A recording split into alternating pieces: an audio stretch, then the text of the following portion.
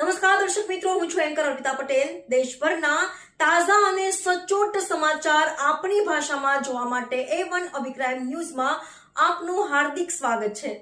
હવે જોઈએ મુખ્ય સમાચાર। ગાંધીધામમાં ઇફકો દ્વારા દબાવેલો રોડ મનપા તાત્કાલિક ખાલી કરાવે, ડોક્ટર કાયનાત અંસારી આથા।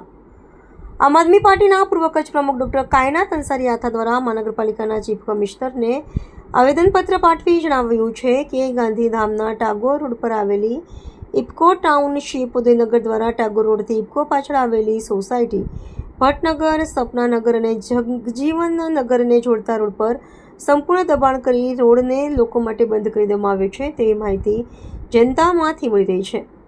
ત્યારે તેમણે આવેદનપત્ર આપી મ્યુનિસિપલ કમિશનર પાસે રોડ અંગેની વિગતો માંગી છે અને જો દબાણ હોય તો દિવસમાં 10માં દબાણ દૂર કરવા જણાવ્યું છે। જો દિવસ 10માં અંગે કોઈ જ કાર્યવાહી કરવામાં નહીં આવે તો સ્થાનિક લોકોને સાથે રાખીને આ રોડ પર ઇફકો ટાઉનશીપની થતી અવરજવરને રોડ રોકી સંપૂર્ણ બંધ કરી આંદોલન કરીશું, જે અંગેની જવાબદારી ઇફકો મેનેજમેન્ટ અને સરકારી તંત્રની રહેશે।